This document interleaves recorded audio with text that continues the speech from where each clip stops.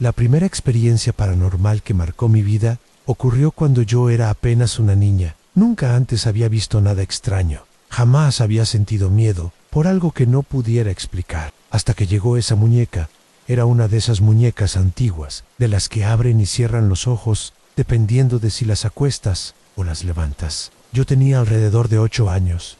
Era a principios de los años 90 y me la regaló mi madrina. No era, no Eva. Se notaba que había pertenecido a alguien más, pero estaba muy bien cuidada, demasiado para ser un juguete de segunda mano. Su vestido estaba limpio, su cabello peinado y sus ojos, esos ojos de vidrio, parecían demasiado reales. Desde siempre me han dado miedo las muñecas. Nunca me gustaron, así que casi no jugaba con ella. Simplemente la acomodé en una esquina de mi cuarto, sentada, mirando hacia la cama. No sé explicar en qué momento empezó todo. Al principio fue solo una sensación incómoda, una presión en el pecho cada vez que estaba sola en mi habitación. Sentía que me observaban, y siempre que levantaba la mirada, ahí estaban los ojos de la muñeca, fijos, abiertos, clavados en mí. Había noches en las que no podía dormir. Sentía esa mirada encima, pesada, insistente. Así que empecé a taparle los ojos con lo que tuviera a la mano, en un suéter, una toalla,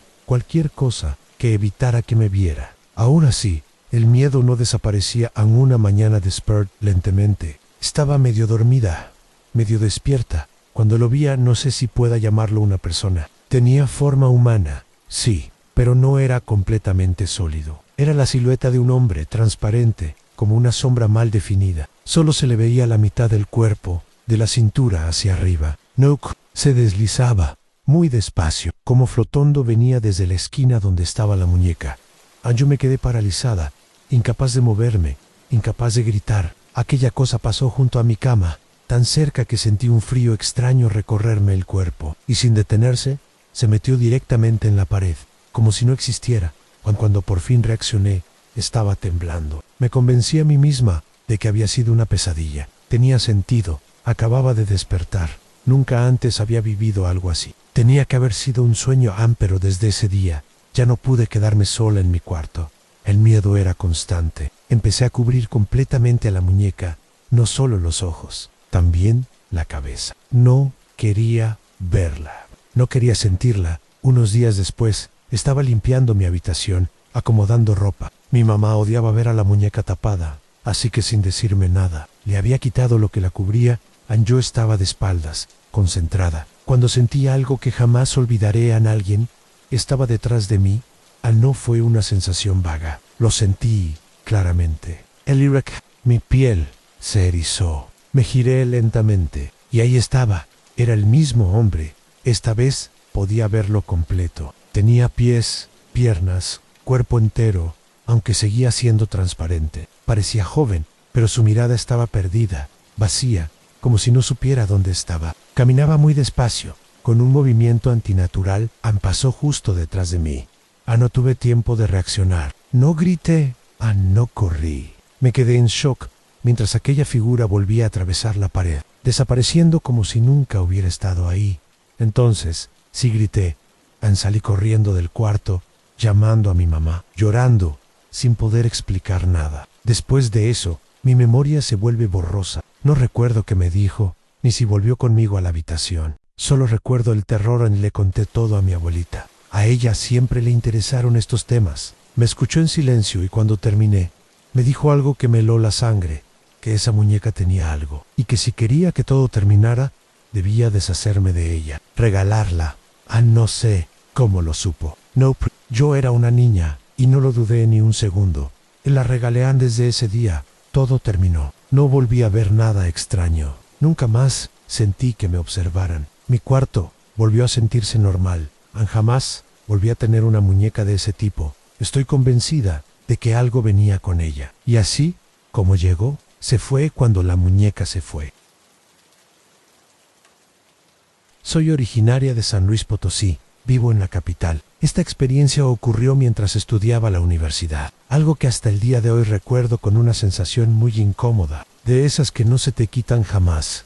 Comencé la carrera en el año 2001. Prefiero omitir el nombre de la universidad, porque cualquiera que sea de aquí y conozca la zona, sabrá perfectamente de qué lugar hablo. En aquel entonces, la escuela se encontraba frente al Parque Tangamanga número 2. Ahí rentaban las instalaciones Ampara. Enero del 2002. La universidad cambió de ubicación. El nuevo edificio quedó frente a uno de los panteones principales de la ciudad. Desde el inicio, el lugar tenía una vibra extraña, pero uno no le da importancia, hasta que empiezan a pasar cosas. Durante 3 años, estudié en el turno matutino y nunca ocurrió nada fuera de lo normal. Fue hasta septiembre de 2004, cuando me cambié al turno vespertino, y más tarde, al turno nocturno. Ahí fue cuando todo comenzó. En el año 2005 viví 2 experiencias que me marcaron por completo. La primera ocurrió un día en el que tenía 2 horas libres entre clases. Decidí ir al centro de la ciudad a dar una vuelta y luego regresar por mis cosas. El problema fue que regresé tarde. La escuela estaba prácticamente vacía. Fui a mi salón, tomé mi mochila y al salir rumbo a los baños, algo me recorrió el cuerpo. Un escalofrío intenso, de esos que no tienen explicación. Justo al pasar por el pasillo que conectaba los salones con los baños, sentí una presión extraña, como si el ambiente se hubiera vuelto más pesado. Entré al baño y me metí a un cubículo. Entonces escuché claramente que alguien más entró. Se oyeron pasos. Escuché cómo se abría otro cubículo, pero después, nada, ni respiración, ni el mínimo movimiento. Silencio absoluto. Y eso era lo más raro, porque a esa hora, con la escuela casi vacía, cualquier sonido se escuchaba perfectamente. Salí rápido del cubículo. Me lavé las manos casi sin mirar al espejo, tratando de escuchar algo, a alguien, pero no había nadie. El baño estaba completamente vacío.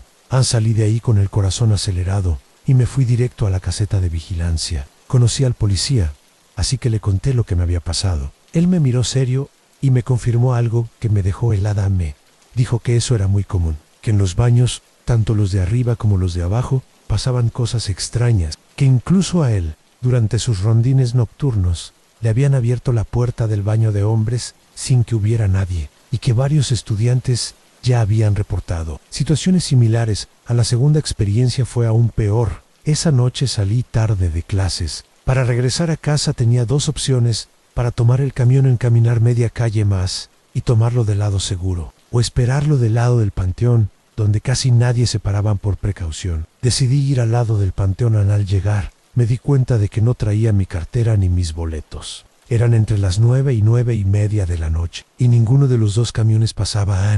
Mientras esperaba, empecé a sentir algo que jamás había sentido ahí antes. Alguien me estaba observando.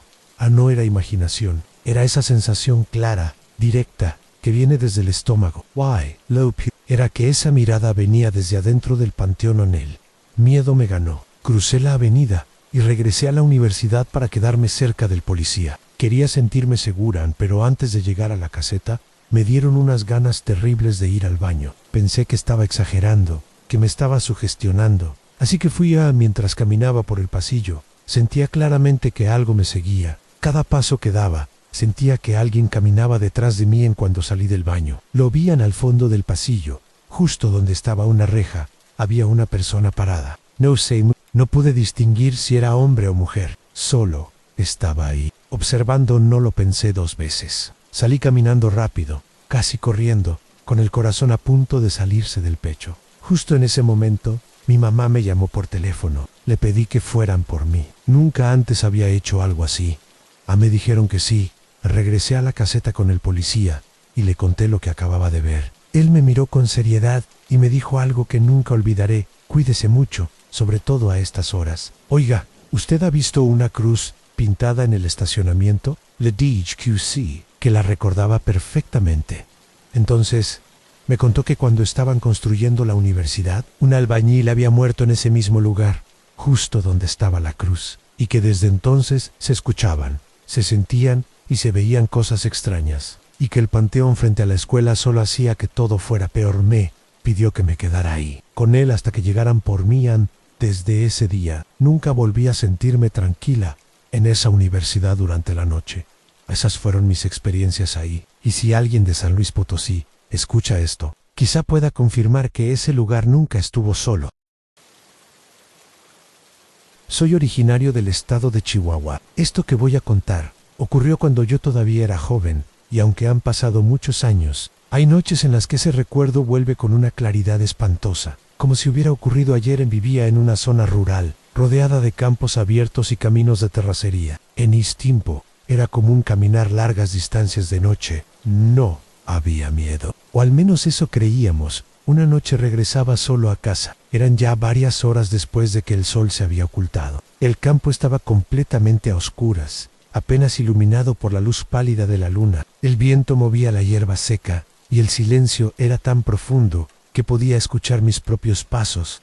Todo parecía normal, hasta que sentí que algo no estaba bien. No sabría explicar por qué, pero de pronto me invadió una sensación extraña, como si no estuviera solo. Me detuve un momento y miré alrededor. No vi nada. El campo estaba vacío. Seguí caminando. Avancé unos cuantos metros más cuando, a lo lejos, distinguí una silueta. Al principio pensé que era una persona parada entre los cultivos. No me alarmé. Era común ver gente trabajando incluso de noche. Pero conforme me fui acercando, algo no encajaba. Esa figura era demasiado alta, mucho más alta que cualquier persona normal. Me detuve en seco. La silueta estaba completamente inmóvil, como si me estuviera esperando. No sé, solo estaba ahí, erguida, observando. En el corazón comenzó a latirme con fuerza. Intenté convencerme de que era un árbol, un poste, cualquier cosa. Pero entonces la figura se movió un paso, solo, uno, y fue suficiente para que entendiera que aquello no era humano. La altura era antinatural. Sus piernas parecían interminables y sus brazos colgaban de una manera extraña, casi rozando el suelo. No podía distinguir su rostro, solo una forma oscura que contrastaba con el cielo.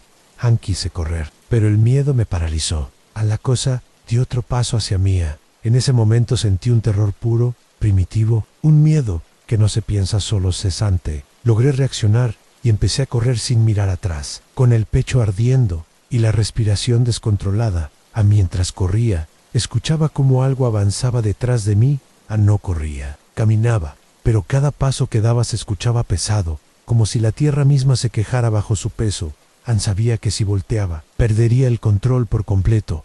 Corrí hasta llegar a casa. Cerré la puerta de golpe y me quedé apoyado contra ella, temblando, intentando recuperar el aliento. Pasaron varios minutos antes de atreverme a asomarme. Por la ventana no había nada. El campo estaba vacío, silencioso, como si nada hubiera ocurrido. Al día siguiente, decidí contarle lo que había visto a un familiar mayor, alguien que conocía bien la zona. Cuando terminé de hablar, su rostro cambió por completo. Me miró serio, casi molesto, y me dijo algo que me heló la sangre. Me dijo que no era la primera vez que alguien veía a ese hombre, que desde hacía años varias personas del pueblo hablaban de una figura gigante que aparecía en los campos durante la noche, que algunos decían que era un espíritu, otros que era algo que no debía verse, y lo peor, me dijo que había quienes aseguraban que esa cosa seguía a la gente, pero solo hasta cierto punto, como si marcara un límite, como si jugara con el miedo. Desde esa noche, jamás volví a caminar solo por el campo, después de que oscurece, porque estoy seguro de algo. En aquello no estaba perdido, estaba esperando.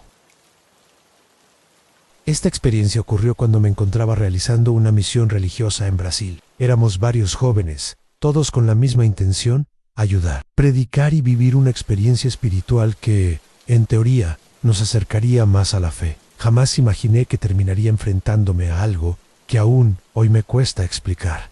Nos asignaron un departamento para vivir durante la misión. Desde el primer día, el lugar tenía algo raro. No era sucio ni viejo, pero el ambiente se sentía pesado, como si el aire no circulara bien. Algunos lo notamos de inmediato, otros lo ignoraron.